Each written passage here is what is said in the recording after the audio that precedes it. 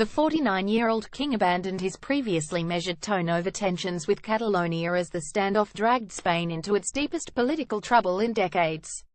He spoke after hundreds of thousands of Catalans rallied in fury at violence by police against voters during a banned referendum on independence for their region on Sunday.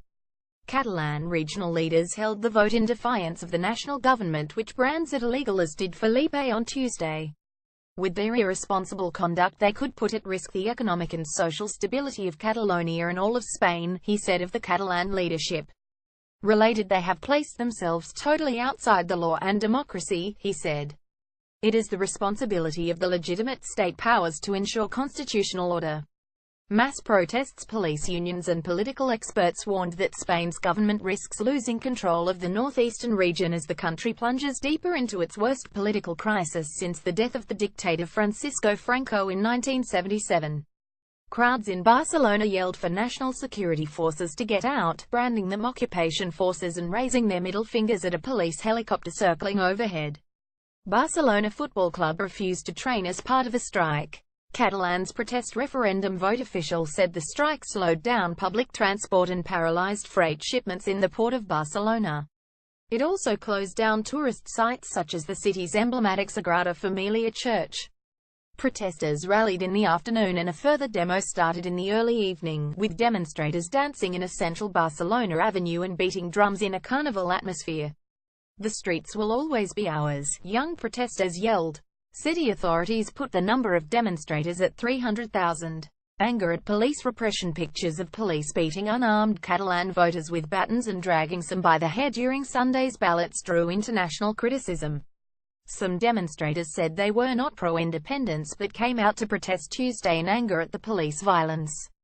Thousands of people demonstrate at University Square, in downtown Barcelona, October 3, 2017.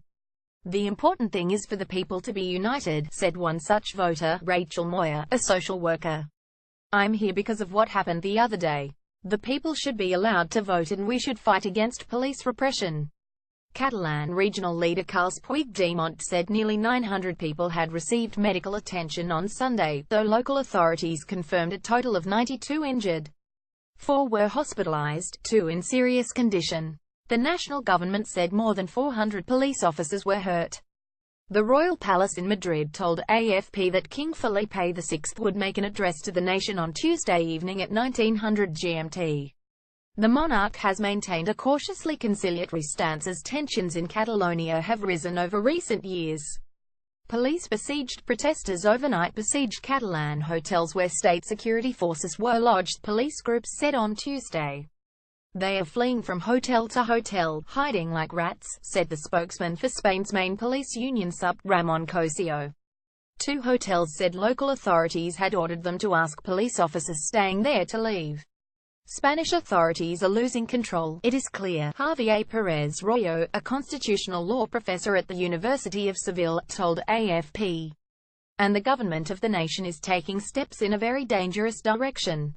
Inciting rebellion. A rich industrial region of 7.5 million people of Catalonia accounts for a fifth of Spain's economy.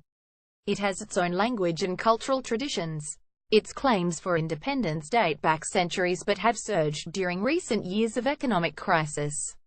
Firemen strike in support of Catalan independence. Spain's national government and courts have ruled the independence referendum illegal, and Madrid blames the Catalan regional authorities for the tensions.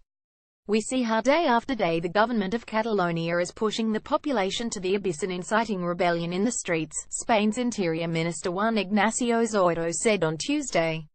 He said his government would take all measures necessary to stop acts of harassment.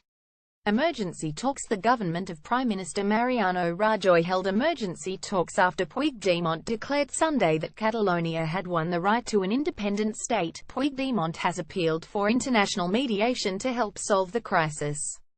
The regional government said 2.26 million people took part in the poll, or just over 42% of the electorate.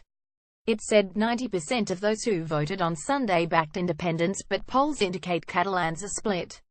Puigdemont has said he will present the results to the region's parliament, where separatist lawmakers hold a majority.